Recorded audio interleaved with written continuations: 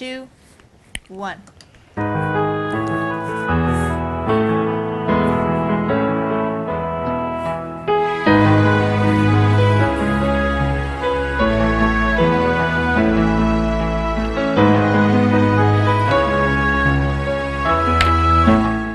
Hello, Revere, and welcome to our Revere Veterans and Community Show. Today I have a special guest, a real special guest. She's Carol Tye, former superintendent of the Revere Public Schools. Carol, thank you for coming on Revere Veterans and Community. Well, thank you so much, Morris. It's always a pleasure to talk to you. It's an honor to have you here. You know, you're involved in so many things. I really don't know where to begin, but I got to start somewhere. So let's start with the CRW Elder Affairs. But before you get involved in that, I understand there's going to be a merger. Would that affect the people of Revere and the seniors? And you could take it over from there, Carol. Yeah. Well, the short answer is no, all right, that it will not affect them. But let me just say, you know, the executive director of Chelsea Revere Winthrop Elder Services for years, 39 years, has been our own Jim Cunningham from Revere.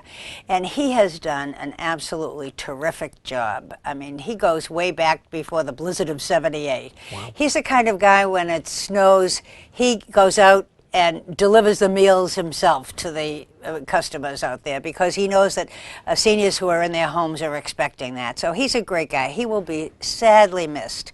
So this was a period of time when I as president and then later as clerk, we're beginning to think, can we continue to offer the services after Jim goes? And I don't mean just delivering the meals, because you know that we'll do that. But can we continue? Because all the changes in the government, there'll be the whole medical model, and our problem with trying to move that model into the services, the agency that we have, is that we do not have a hospital in our district. There's no hospital in Chelsea, Revere, or Winthrop. And you really do need the hospital. Now, we have Mass General here, and we have representation all around from Beth Israel and from over at the Whidden Hospital. We have a lot of those, but we don't have a hospital into which our folks can be admitted here. So that's a real problem for us. And as things were moving, we realized that we were really too small to be eligible for all the programs that are out there. In other words, we couldn't get the money because we're too small to apply for some of these grants. And so Jim began talking with Mystic Valley Elder Services, which is located just around the corner in Malden, and just around the corner from Revere. Where the Revere Chelsea Winthrop Elder Services building is. Many people know it because it's right near the Mass General Hospital. It's right between the Mass General and Capic on Everett Avenue in Chelsea. Right. So it wouldn't be that much far for the staff to go back and forth. As of right now, everybody on staff is going to stay in the building at 100 Everett Avenue in Chelsea. All the staff will be there. There are a couple of people who have chosen to retire in there, but all the social workers, all the nurses, even the receptionist, everybody is staying right in Chelsea. And the administration will be performed by Mystic Valley. Mystic Valley is very well known everywhere. We'll still continue to offer the services that we have. You know, you can get a ride. You can get a cab from Revere twice a month. You can get the ride itself. You can get many of the physical therapy services. When you come out of the hospital and you need something, we'll still be there to help everybody out. And our board is going to become part of the Mystic Valley Board, so that there will always be a voice from Chelsea, Revere, and Winthrop on this new agency. And Malden as well? Malden is already part of Mystic Valley. Right. So we will be going to, and Everett is part of it, and it goes all the way up to North Reading. It's a very large agency. Question, Carol. Mm-hmm. You mentioned the surrounding cities, but what about East Boston? They'll have nothing to do with this? No, they never have. Boston has always been on its own. Okay. And Lynn is on its own, although we do use Lynn Elder Services for the ride. We have and we'll continue to do that. What about the Lynn Hospital? there's no connection between us and the land, and there never has been. So it's really just a move. We've gone from being, a small fish to join the other fishes in the larger bowl. That's all it has been for us. And we know that our disabled folks and our elders will still be serviced just as well. And if they aren't, then we want to hear from them. Right. They have to let us know if things are not going as well. And we'll have people coming into the senior center and visiting and letting people know that, look, we're still there for you. So, and we offer a lot.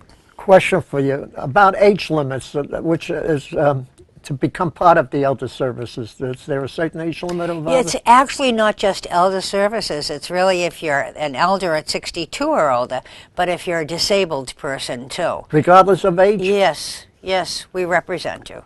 That's the law. And if you need our services, then you can get them. So. And how would they contact you, Carol, if they wanted or your elder service? We are, if you notice, we're in the little phone book that we have from Revere. We advertise on Revere TV all the time. We have in the phone book, people can call us. If they have access to a computer, they can go online. But the best thing to do is to call. That's the best thing. And there are people at the Housing Authority and everywhere, all of whom have connections with the elder services. Can I ask you a hypothetical question? Sure. Because I know during the daytime it wouldn't be difficult to make a phone call, but let's say as a senior, an elder, I have an emergency at night. Can they still be reached after hours? Yes, they can. But it would depend. If it's a medical emergency, we really don't want people calling 911 us. then? 911. Okay. And I think that's the safest all the time, to call 911. Okay. And then you go to a hospital and be sure that you're okay. Now, sometimes some of the social workers actually give their contact number to their clients. And so if it were not a medical emergency or something else, then maybe it would be okay to call a social worker or to leave a message at CRW. But there's an 800 number, and it's in all of the books. But I still think the best bet is 911. They know where everybody is. Next question. CRW, if they want volunteers to do the work, can they still use volunteers? Well, yes, 'cause it's very funny because I'm actually a volunteer.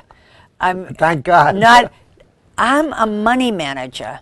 I help people who maybe have some trouble balancing their checkbook or getting their bills paid or writing out. Some people have arthritis and they can't write out a check and they can't do things like that.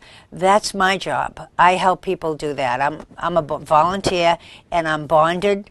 So if I should decide that I want to escape with somebody's money and head to Colombia. Hawaii would be better. Oh, all right, Hawaii. I have a nephew in Hawaii. That might be better. Okay. No, we're all bonded. We're supervised, and it's an excellent program. It's actually sponsored by AARP and supervised by them so that people are getting serviced correctly. Every month we turn in forms. And there are lots of those volunteer programs, and we hope that everybody will still volunteer. But do you have to be a member of AARP to get this? No, Okay. no. You don't have. You just have to have the need. That's all. Good. Yeah. So it's a very good program. Oh, good. Glad to hear that, Carol. Yeah. Now I want to go on to my next question. Dr. Dakin, Superintendent Dakin, is retiring this year. Can you tell us what his future intentions are? Well, I mean, I can't read his mind, No. so I can only tell you how enormously talented he is. Now, he has worked in his brother's architectural firm, and he has supervised the building of 5 new schools here in Revere. So I would imagine if he chose, he could certainly become a consultant on building new schools around. That's if he chose. But more than that, remember, at one point, they wanted him to become the CEO, the executive director, the head of, it was DOE, the Department of Education then. They wanted him to be the commissioner. Now it's the Department of Elementary and Secondary Ed. I am sure that he could work in there in any way that he wanted. I'm sure he could do that. But we're not letting him go completely. right now until December 31st, we're going to use him on a sort of consultant basis. And he could have just closed the door, turned the key, given in his code, and he could have ended it. But he's going to help us do a number of things, all at no actual salary. It's only salary that he is owed. We would have to give him this money if he just closed the door, because you have to pay people for accrued vacation. He's not going to. He's really saying, I'll come and I'll help you out and do this, and we can do it over the time. So he's going to do several things. We hope that we're going to be putting in a statement of interest for building a new high school. And even putting in just a statement of interest saying that that's what you want is a tremendous amount of work. I mean, you can't just write a letter and say, I think I'd like to have a new high school. I mean, it's a tremendous amount of work. So he will be working on that. That will be one of the things he's doing. Carol, let's say on the future of building the new high school, Mm-hmm. you're going to have to use the old high school still for the kids to go while the new one is being built. Where do they expect to put the new high school location? Well, there's not much room here. I was getting to that. I wish they'd give us a part of Wonderland or Suffolk Downs or some great spot like that. But I hope that, I can't imagine that they would. But it would be wonderful if they did. So people have been talking about the site forward on American Legion Highway. And this is only in the talk stage. American Legion Highway near right where? Next to the Rumney Marsh, where the fields are now. And that means, of course, that after you built the school, you would be removing the current high school. There are many people who say, why don't we keep the current high school as a central middle school? Because the rest of our schools are burgeoning. They are being so overcrowded, right? Overcrowded. And we have new immigrants coming from the Middle East, Africa, South America, even North America, from Canada. We have some of them coming right into our community here. Somebody has to take care of them. Not only the schools, but the Department of Public Works is going to be overburdened because of sewage and water and traffic. So it's we are the world. I always tell people, look at the pictures in the Revere Journal of the prom, and it always makes me so proud. There are kids of every color and size, and, right? And they're all in there, and they're all together having a great time. We are the world, and we reflect the world, and I am so proud of what we have been able to do in the Revere Public Schools. I'm proud from the social aspect of it, because our guidance counselors, our teachers who put in so much time, our teachers and our administrators are just wonderful. I'm proud from an academic point of view, because remember, when the first MCAS went forward, we had only one class in the entire city that showed a passing grade on the MCAS. Only one grade 4. Now, Carol, can I put you on the spot a little? Sure. But I mean, you would put me on the spot anyway, I right, know, but Boris, so that's okay. When I went to school as a young man in school, we had kids that came from India way back in the 40s. Really? Yep. And they were the most brilliant students in our school. As a matter of fact, most of the foreign kids that come to our country are brilliant in there. How about the kids in the Revere schools? I mean, I mean, class-wise. I understand. Yeah, that's an interesting question. I think that, I mean, I can't say that anybody's smarter than anyone else. Certainly, that's not true. Let me rephrase the question then. Mm-hmm. What group of kids that graduate from Revere High School that come from Africa, Asia, or Middle East, wherever, wind up going to college? Which is the greater percentage of them? It's a mixture of everybody. Okay. It's an evenly divided. So, but to answer your question about why maybe sometimes when the kids who just came from India did so well. A part of it, I think, is, and I'm no expert on this, but a part of it is that the people who got up and came here really wanted a better life for their children. And they know that the only way their children are going to get a better life, move one step higher on the ladder, is to be educated. I just heard a statistic today that the higher your education, the greater your health will probably be, because the more money you'll make, the more resources you will have. There's less smoking among people who are better educated. They make better choices. They don't engage in so much risky behavior. They're less inclined to experiment with drugs or alcohol. So education is the answer to moving. And I think that sometimes it's not the genes or the color of your skin.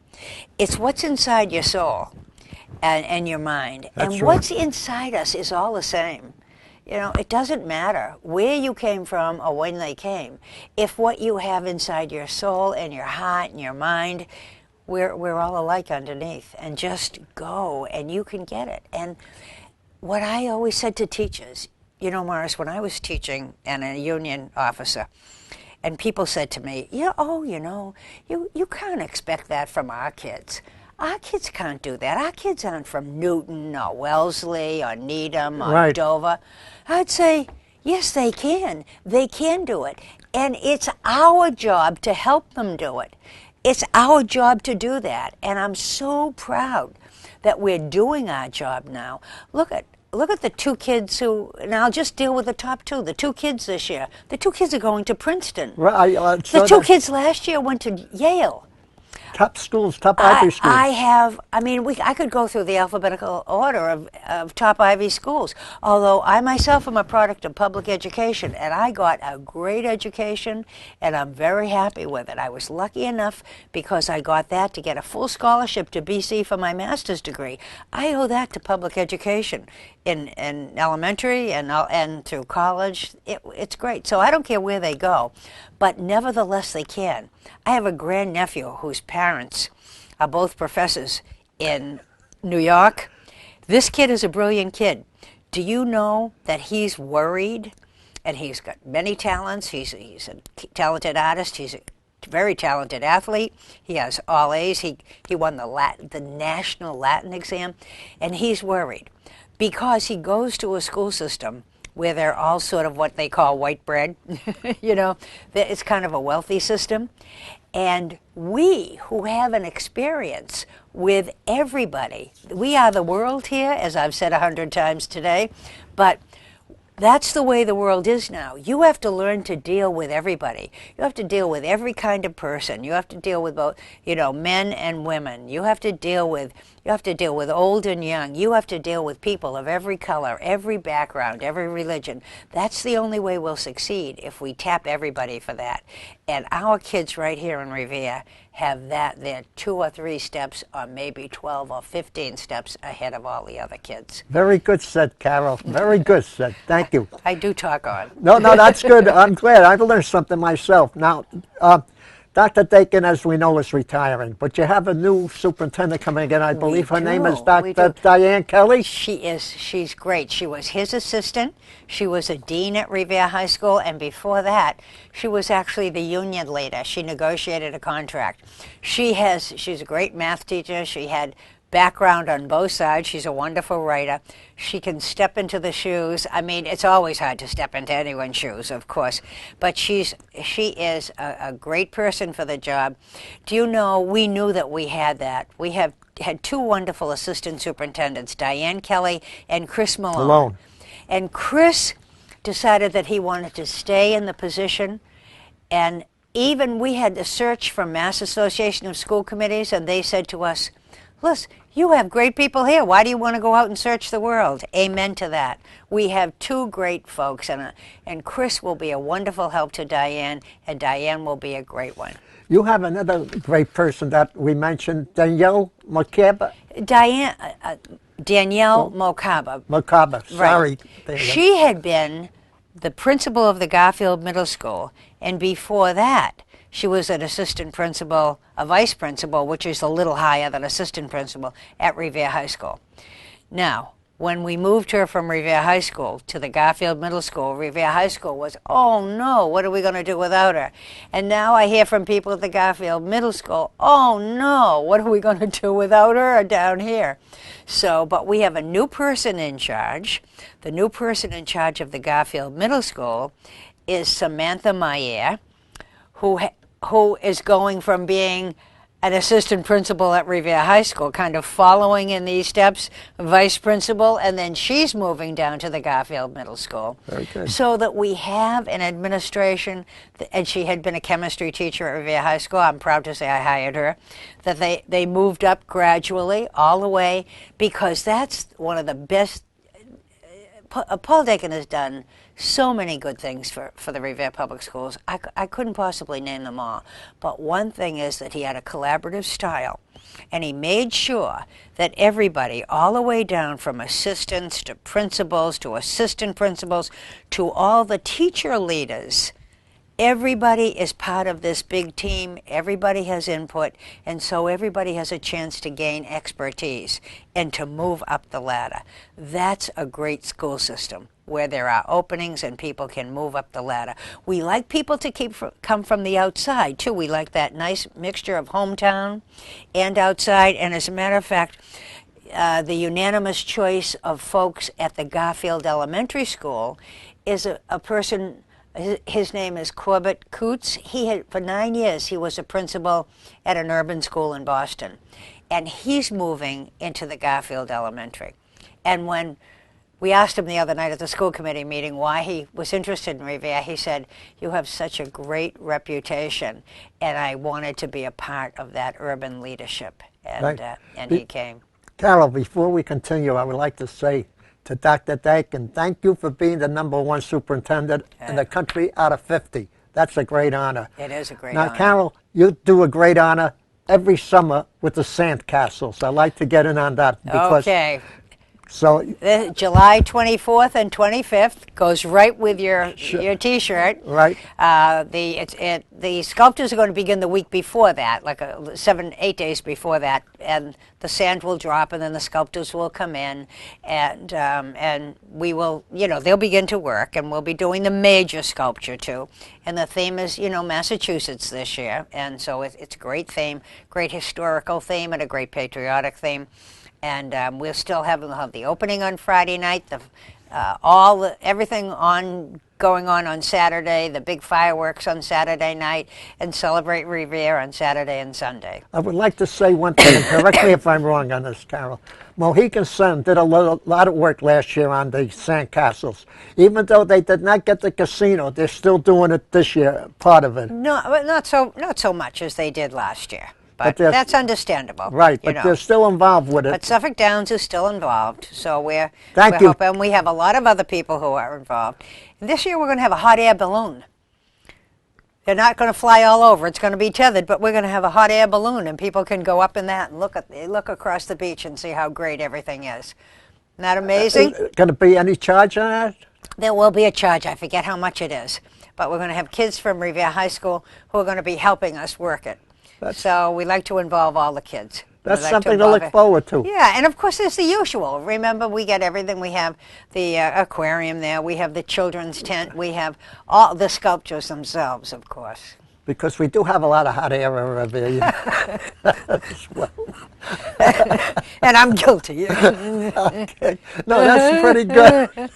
Now, let me ask you a question. As an outsider, if I came on the sandcastles, how do they pick who has made the best one? The sand sculptors themselves pick that. Oh, they amongst themselves? Yes, they do. Yeah. That's pretty good. It's quite a bit of camaraderie there. They appreciate people's talent. There is a people's choice, too. You can vote. Very good. But go ahead. No, I was going to say, Carol, we have about 3.5 minutes left, so take 2.5 for yourself. Take 2.5 and do it yourself. Okay. Well, it's my pleasure to be here with you. It's an honor to have you here. Thank Anytime you. You're welcome. Always, thank you. Been my pleasure. I'm celebrating 55 years at the Revere Public Schools this year. Been a long time. I've been in since 1960. And I have to say, I am very grateful for every moment that I have had there. When I think of it's been, you know, all of the graduations that I've shared, shared the joy of it all, and all the wonderful relationships. Probably the top one I can think of is working with Paul Dakin for all the years that I was fortunate enough to work with him. Other members of the school committee who work so hard because we all have the good of the kids at heart. And I think that's true of, you know, the vast majority of people who work in the school system. You always have somebody who might not be quite up to par. But we're well over 99%, you know, of people who are in there. We just finished a contract with the Teachers Association, and it's clear we might have different points of view, but we all care about the kids. That's it. And that's been my joy, and I am so grateful for it. Grateful to all of the folks. Grateful to the first superintendent who hired me, Lynn Stahl, a long time ago, and all the ones who have done it and worked hard, but especially to Paul Dakin. He is there. I've been also very lucky to work with two terrific mayors. I did work as a teacher union leader with George Colella, and he taught me so many things. And then I've been very lucky to work with Tom Ambrosino, who's now over in Chelsea. Right. And got such great support and respect from Dan Rizzo, just as he understands the needs of the school system as Tom did before him.